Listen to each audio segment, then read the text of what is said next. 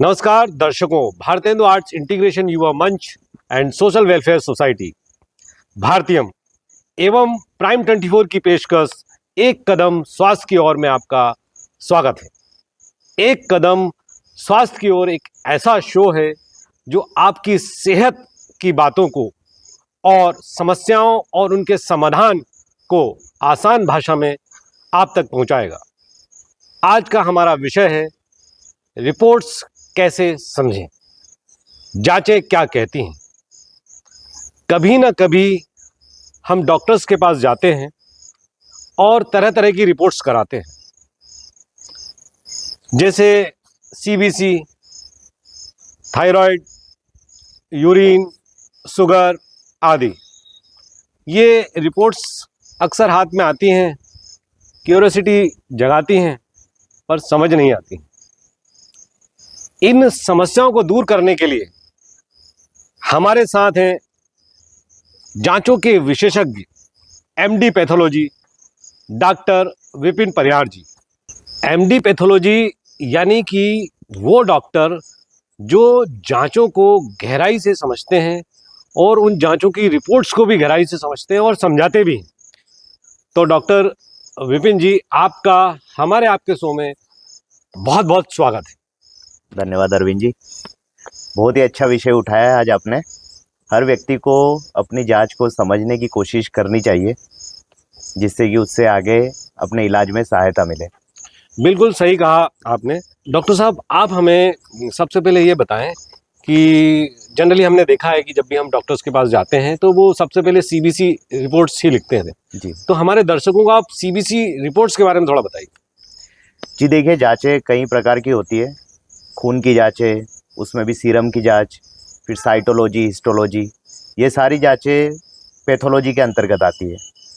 इसमें जो ब्लड की इन्वेस्टिगेशन होती है, खून की जांच, उसमें जो मोस्ट कॉमन इन्वेस्टिगेशन है वो सीबीसी की जांच है, जो सामान्यतः सभी डॉक्टर, जब भी आप मरीज जाता है डॉक्टर के पास, तो सर्वप्रथम वही जांच लिखी जाती है। तो सीबीसी का मतलब है कंप्लीट ब्लड काउंट। जी। कंप्लीट ब्लड काउंट, जैसा कि नाम से पता चल रहा है कि हमारे ब्लड में जो भी कोशिकाएं हैं उनका पूरा काउंटिंग की जाती है, उनकी गणना की जाती है। इसमें मुख्य रूप से 3 प्रकार की सेल्स की गणना की जाती है। पहली आरबीसी, दूसरी डब्ल्यूबीसी, तीसरा है प्लेटलेट। तो हर सेल की गणना के बाद उसके कुछ इंडाइसेस रहते हैं, के बेसिस पे हम उस सेल में कमी या बढ़ोतरी का कारण भी समझ सकते हैं। उदाहरण स्वरूप पहला है हीमोग्लोबिन। पेशेंट में हीमोग्लोबिन जब कम हो जाता है तो उसके कई कारण हो सकते हैं। उन कारणों को समझने के लिए आपने देखा होगा रिपोर्ट में हीमोग्लोबिन के बाद RBC, MCV, CH, MCHC, RDW, इस तरह के पैरामीटर लिखे रहते हैं। इन पैरामीटरों का उपयोग उस हीमोग्लोबिन की कमी के कारण को समझने के लिए किया जाता है। एक नॉर्मल व्यक्ति में हीमोग्लोबिन की रेंज 13 से 17 पुरुषों में तथा 12 से 16 महिलाओं में होती है। उदाहरण स्वरूप अगर किसी मरीज में हीमोग्लोबिन 10 है तो उसके भिन्न भिन्न कारण हो सकते हैं। अब 10 हीमोग्लोबिन के साथ में उसको समझने के लिए हमारे पास पैरामीटर है एमसीवी। एमसीवी मतलब मीन कार्पस्कुलर वॉल्यूम, जी। कि एक आरबीसी जिसके अंदर हीमोग्लोबिन है उसका वॉल्यूम कितना है। उसकी जो नॉर्मल रेंज है वो 78 से 98 होती है, जी। या कई बार 80 से 100 भी हम मान लेते हैं। जी। अगर एमसीवी की वैल्यू 80 से कम है या 100 से अधिक है तो उसके भिन्न भिन्न कारण हो सकते हैं। तो यदि हीमोग्लोबिन 10 है और एमसीवी की वैल्यू 70 है मान लीजिए, जो कि नॉर्मल से कम है, तो इसका मतलब है वो माइक्रोसिटिक एनीमिया है। उसमें खून की कमी का स्पेसिफिक कारण है, वो कारण आयरन की कमी हो सकता है। सेम केस में अगर हीमोग्लोबिन 10 है और एमसीवी की वैल्यू 105 है, जो कि नॉर्मल से अधिक, तो उसका मुख्य कारण विटामिन बी12 की कमी हो सकता है। तो हम हीमोग्लोबिन के साथ एमसीवी को समझकर हीमोग्लोबिन कम होने का कारण भी समझ सकते हैं। दूसरा है एमसीएच। एमसीएच मतलब मीन कार्पस्कुलर हीमोग्लोबिन। इसकी नॉर्मल वैल्यू जो है वो 27 से 32 तक होती है। तो एनीमिया जब खून की कमी होती है तो एमसीएच कम होता ही है। अगर एमसीएच और एमसीवी दोनों कम है इसका मतलब है ये आयरन की कमी की वजह से हो गया है। मान लीजिए मरीज का हीमोग्लोबिन 10 है, एमसीवी 70 है और एमसीएच 25 है, तो इसका मुख्य कारण आयरन की कमी हो सकता है। और अगर हीमोग्लोबिन 10 है, एमसीएच 105 है, एमसीवी 105 है और एमसीएच 25 है। एमसीएच होता है एक आरबीसी में हीमोग्लोबिन कितना, वो तो हमेशा कम ही रहेगा अगर खून की कमी होगी तो उसका कारण हो सकता है विटामिन B12 की कमी। जैसा कि डॉक्टर साहब आपने बताया कि खून की कमी के दो मुख्य कारण हैं, आयरन और विटामिन B12। तो इसके क्या लक्षण हैं, थोड़ा सा इसके बारे में हमें बताएं। जी, इसमें दोनों खून की कमी के कारणों में भिन्न भिन्न लक्षण मिलते हैं। कुछ लक्षण कॉमन रहते हैं और कुछ लक्षणों में भिन्नता रहती है। थकावट होगी, चिड़चिड़ापन होगा, रेस्टलेसनेस होगा, काम करने में मन नहीं लगेगा, ये सारे कॉमन लक्षण हैं जो कि हर तरीके की खून की कमी में मिलते हैं। लेकिन कुछ लक्षण स्पेसिफिक होते हैं जो पर्टिकुलर कमी की वजह से ही दिखाई देते हैं। जैसे कि आयरन की कमी में, आयरन की वजह से अगर खून की कमी हो रही है, जो कि हमने समझा था कि हीमोग्लोबिन कम है, एमसीवी कम है, एमसीएच कम है, रिपोर्ट से हमने पता कर लिया कि इसमें आयरन की कमी हो सकती है। दूसरा, मरीज में जो होता है, जो उसके जो नेल्स होते हैं, जो नाखून होते हैं, फ्लैट हो जाते हैं। अच्छा। फ्लैट हो जाते हैं और अगर ज्यादा ही कमी हो जाएगी तो वो नाखून जो रहेंगे इस कटोरी के आकार के हो जाएंगे, गड्ढा बन जाएगा उसमें नाखून में। अच्छा। तो ये आयरन की डेफिशिएंसी को दर्शाता है। तो यदि हीमोग्लोबिन की कमी है मरीज में, उसमें एमसीवी और एमसीएच भी कम है, प्लस उसके नाखूनों में चेंजेस दिख रहे हैं, तो इसका मतलब है कि इसमें आयरन की कमी है। ठीक है। अब हम विटामिन B12 को लेंगे। B12 की कमी में हीमोग्लोबिन कम, एमसीवी बढ़ा हुआ, एमसीएच कम, उसके साथ में मरीज में जो नकल्स होते हैं, ये जो उंगलियों का पार्ट रहता है, यहाँ पर पिगमेंटेशन हो जाता है, मतलब ये काले हो जाते हैं कलर। पहला ये हो जाता है। जो जुबान रहती है वो बहुत ज्यादा लाल हो जाती है, उसको बीफी टंग बोलते हैं। हाथ पैरों में झंझनाहट होने लगेगा, पीठ में दर्द होने लगेगा। ये कुछ लक्षण है जो B12 की कमी से होते हैं। तो जैसे अगर ये इन लक्षणों को अगर दर्शकों ने या व्यक्ति ने आइडेंटिफाई कर लिया, तो इनके कुछ घरेलू उपाय भी हो सकते हैं? जी, हो सकते हैं। पहले हम इसमें B12 की कमी को लेंगे। देखिए, B12 विटामिन की कमी मुख्य रूप से वेजिटेरियंस में मिलती है, क्योंकि जो नॉन वेजिटेरियन फूड है वो B12 का बहुत ही अच्छा स्रोत होता है। तो वेजिटेरियन में जनरली B12 की कमी मिलती है। तो उसकी कमी को पूरा करने के लिए पहले तो हमें अगर ये लक्षण दिख रहे हैं तो हमें किसी डॉक्टर से कंसल्ट करके, किसी क्लिनिशियन से कंसल्ट करके B12 की अलग से जांच करानी चाहिए। और जब B12 की एग्जैक्ट वैल्यू पता चल जाए, उसके बेसिस पे हम उसकी दवाइयाँ ले सकते हैं। दूसरी बात, अगर घरेलू उपाय की बात करें तो हम ज़्यादा से ज़्यादा उसमें हरी सब्जियाँ खा सकते हैं। अगर जो नॉनवेज खा रहे हैं फिर तो उसमें कोई इशू है ही नहीं। और अगर हम आयरन की कमी की बात करें, उसमें भी सेम है। अगर आपको लग रहा है कि आयरन की कमी है तो आयरन की स्पेसिफिक जांच करा सकते हैं कि इसमें आयरन की कमी की वजह से ही खून की कमी हुई है। दूसरा, आप सिम्टम से पता कर सकते हैं, अपने डॉक्टर से कंसल्ट कर सकते हैं। घर पे खाने के लिए आयरन की कमी को दूर करने के लिए जो बेस्ट चीज़ है वो है गुड़। शुगर की जगह गुड़ खाइए। उसमें गुड़ में आयरन होता है, क्योंकि गुड़ को बनाने की प्रोसेस में वो लोहे के बर्तन में बनाया जाता है, उसकी वजह से उसमें आयरन आ जाता है। दूसरा, जो आयरन का रिचेस्ट सोर्स है, जिसमें सबसे ज्यादा आयरन होता है दुनिया में, वो होता है कद्दू के बीज। अच्छा। कद्दू के सूखे हुए बीज मार्केट में अवेलेबल होते हैं। बहुत सस्ते मिलते हैं। दिन में 10, 12, 15 कद्दू के बीज खाइए, उससे आपके शरीर में आयरन की कमी दूर हो जाएगी। तीसरा, आप पिस्ता ले सकते हैं।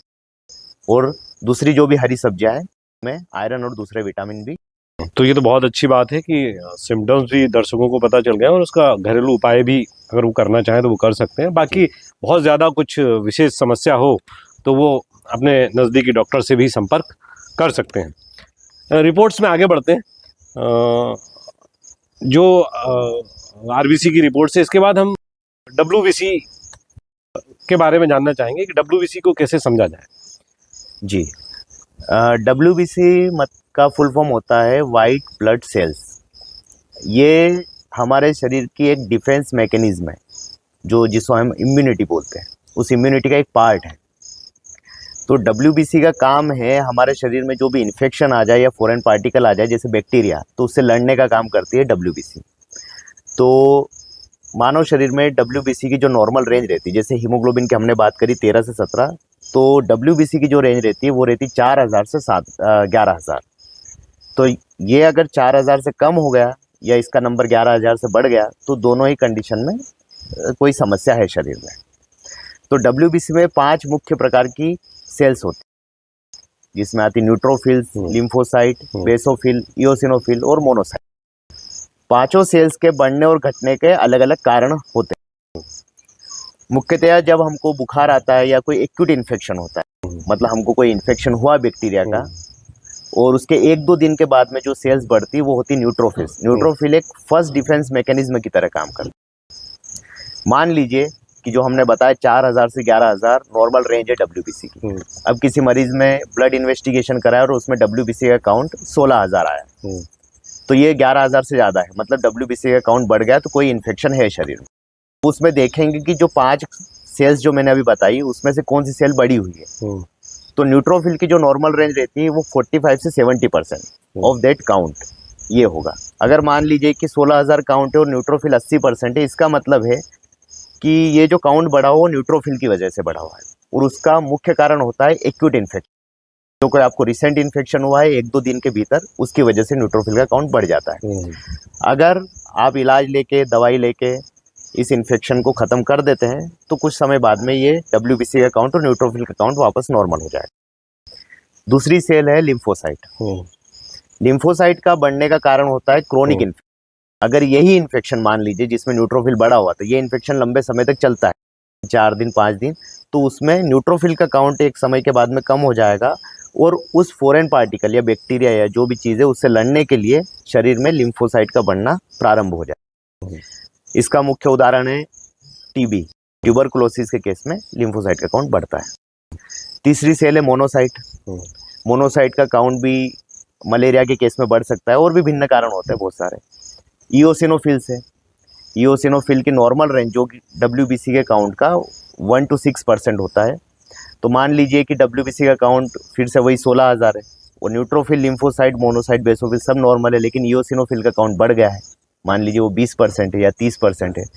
तो इसके कारण हो सकते हैं एलर्जी के केस में इओसिनोफिल्स के काउंट बढ़ जाते हैं, तो ये एलर्जी का बहुत अच्छा इंडिकेटर हो सकता है। आप अगर अस्थमा के मरीज़ हैं तो उस केस में बढ़ सकते हैं। कोई पैरासिटिक इन्फेक्शन है जिसे हम जैसे पेट में कीड़े पड़ जाते हैं बोलते हैं, उस कंडीशन में भी इओसिनोफिल्स का काउंट बढ़ सकता है। और 5वीं जो सेल है वो है बेसोफिल। बेसोफिल जनरली शरीर में 1% से भी कम मिलती है, जनरली दिखाई नहीं देती है, लेकिन ये कैंसर के केस में, जिसको हम ब्लड कैंसर बोलते हैं, उन केसेस में बढ़ सकती है। अच्छा, इसके पैरामीटर्स तो रिपोर्ट्स में ही लिखे हुए होते हैं, साइड साइड में बताए होते हैं कि ये इतना है और ये इतना है और इसके बीच में है तो ठीक है, ऐसा मेंशन रहता है उसमें ऑलरेडी। ये रेफरेंस रेंज आपको रिपोर्ट में ही मिलेगी। उस रेफरेंस रेंज को देख के आप पता कर सकते हैं कि कौन सी सेल बड़ी हुई है, कौन सी और उस सेल का आप कारण अगर पता कर सकते हैं तो आपको पता चल जाएगा कि बीमारी क्या है, जो कि आपने बताया भी है कि ये 5 भागों में डिवाइडेड होती है, अलग अलग जांचें होती हैं। बहुत शानदार, बहुत अच्छी जानकारी है। डॉक्टर साहब, एक चीज़ और बताइए हमें कि जो प्लेटलेट्स हैं, इसके बारे में बहुत ज़्यादा भ्रांतियाँ हैं। जी, इसको कैसे समझेंगे, इसको कैसे रिपोर्ट्स में चेक करेंगे, वो थोड़ा हमें बताइए। जी देखिए, प्लेटलेट्स का काम, जैसे कि हीमोग्लोबिन का काम है ऑक्सीजन का संचारण करना शरीर में, डब्ल्यूबीसी का काम है डिफेंस मैकेनिज्म बनाना, जो बाहर से बैक्टीरिया वायरस आ गए उनसे लड़ने का काम। ऐसे प्लेटलेट का काम है शरीर में जो हमारा रक्त बह रहा है उसमें अगर कहीं चोट लग जाती है या किसी कारणवश ब्लीडिंग होती है तो उस ब्लीडिंग को रोकने का काम करती है प्लेटलेट्स, जो थक्का बनाने का काम करती है। तो प्लेटलेट की जो नॉर्मल वैल्यू रहती है वो 1.5 लाख से 4.5 लाख तक रहती है। 1.5 लाख से कम प्लेटलेट है तो विभिन्न प्रकार की बीमारियों में ये चीज़ हो सकती है। प्लेटलेट के लिए मैं एक बात कहना चाहूँगा कि अलग अलग, जैसे आप लेबोरेटरी से जांच कराते हैं या अलग अलग डॉक्टर्स माइक्रोस्कोप में देख के प्लेटलेट्स आपको बताते हैं, तो उसकी जो नंबर रहता है उसमें भिन्नता आ सकती है थोड़ी बहुत, टाइम टू टाइम वेरी कर जाता है, मतलब बहुत क्विकली वेरी करता है। ये इसको ऑब्जर्वेशनल एरर भी बोलते हैं। जैसे कि आपने एक लैब पे इन्वेस्टिगेशन कराया, उसमें 1,20,000 काउंट आया, आपने 2 घंटे बाद किसी लैब पे दूसरी जगह कराया तो वो 1,10,000 भी आ सकता है, या सेम लैब पे भी आ सकता है। इसमें इतना पैनिक करने की आवश्यकता मतलब नहीं। ये क्यों आ सकता है, मतलब ये वेरी करता है बहुत जल्दी, कम ज़्यादा होता है, या लैब टू लैब वेरी करता है? जी नहीं, ऐसा नहीं है। ये ऑब्जर्वेशन में, जैसे मान लीजिएगा आप माइक्रोस्कोप में देख के अगर प्लेटलेट बता रहे हो तो उसमें भिन्नता आ सकती है। एक पैथोलॉजिस्ट ने देखा तो उसको एक फील्ड में जितनी प्लेटलेट दिखेगी, किसी दूसरे को ज़्यादा दिखेंगी, कम दिखेंगी, उसकी वजह से भिन्नता हो सकती है। तो उसमें इतना 10-15 हज़ार या 20 हज़ार के काउंट में इतना पैनिक करने की आवश्यकता नहीं, जब तक कि आपका काउंट 1 लाख से कम ना हो, तब तक इतना पैनिक करने की आवश्यकता मतलब नहीं। 1 लाख तक अगर आपकी प्लेटलेट्स मिनिमम होती हैं तो घबराने की कोई जरूरत नहीं है। जी 1.5 लाख मिनिमम और मैक्सिमम का कुछ फिगर रहता है क्या, कुछ ऐसा? जी 1.5 लाख से 4.5 लाख तक की रेंज में रहता है। 1.5 लाख से कम है तो प्लेटलेट आपकी कम हो रही है किसी कारण से। लेकिन जैसे कि मैंने बताया कि प्लेटलेट का काम खून का थक्का जमाने का है, लेकिन ऐसा नहीं है कि आपका अकाउंट 1.5 लाख से 1,20,000 हो गया तो सीधे ब्लीडिंग शुरू हो जाएगी। ब्लीडिंग होने के चांसेस 20,000 से कम जब प्लेटलेट काउंट होता है तब बहुत ज़्यादा रहते हैं। लेकिन आपको सतर्क होने की आवश्यकता है उसमें भी कि आपका काउंट 1.5 लाख से 1,20,000 क्यों होगा। लेकिन उसमें घबराने की आवश्यकता नहीं है कि 1,20,000 हो गया तो अब ब्लीडिंग हो एकदम से जाएगी। पैनिक नहीं हो, मतलब जी, आप जी। अपने नजदीकी, मतलब रिलैक्स भी नहीं रहे, अपने एक नजदीकी डॉक्टर को दिखाएं और जी, एक जी। सही इलाज आप लें उसमें। जी, जी, जी। अगर आपकी 50,000 से कम होती हैं या 20,000 जो के करीब लगभग हो जाती है तो थोड़ा सा आप घबरा सकते हैं, ऐसा कुछ है। हाँ, आपको अवेयर होने की आवश्यकता अवेयर तो है होने ही। की आपको आवश्यकता। बताना हमेशा है। 20,000 में भी आपको अवेयर होना है, 50,000 में भी होना है, 1 लाख में भी होना है, लेकिन आप 1 लाख से ऊपर है जब तक इतना पैनिक करने की आवश्यकता नहीं है कि 1.5 लाख से 1,40,000 हो गया या 1,30,000 हो गया, तो उसमें ऐसा नहीं है कि कोई सडन ब्लीडिंग हो जाएगी। डॉक्टर साहब बहुत बहुत धन्यवाद आपका। तो दर्शकों, ये थी रिपोर्ट्स की कहानी, डॉक्टर विपिन की जुबानी। आपने जाना कि आप अपनी रिपोर्ट्स को किस तरह बड़े आसानी से समझ सकते हैं। उन रिपोर्ट्स के आधार पर आप सिम्टम्स भी समझ सकते हैं, साथ ही उसके कुछ घरेलू उपाय भी आप कर सकते हैं। लेकिन बहुत महत्वपूर्ण है कि आप स्वयं डॉक्टर ना बने। जब भी इस तरह की कोई रिपोर्ट्स आती है तो आप अपने नज़दीकी डॉक्टर से ज़रूर कंसल्ट करें। हमारा शो इस तरह की जानकारी आपको लगातार देता रहेगा। हमारे साथ डॉक्टर विपिन जी अगले एपिसोड में एक नई रिपोर्ट्स के साथ जुड़ेंगे। अगर आप चाहते हैं कि आपकी रिपोर्ट्स को पढ़ा जाए तो आप कमेंट बॉक्स में कमेंट्स करें, और अगर आपको कोई इस एपिसोड से संबंधित कोई समस्या हो, कोई सवाल हो, तो वो सवाल भी आप कमेंट बॉक्स में कमेंट्स कर सकते हैं। तब तक के लिए बहुत बहुत धन्यवाद। स्वस्थ रहिए, जागरूक रहिए, शेयर करते रहिए और सब्सक्राइब करते रहिए। बहुत बहुत धन्यवाद। Thank you.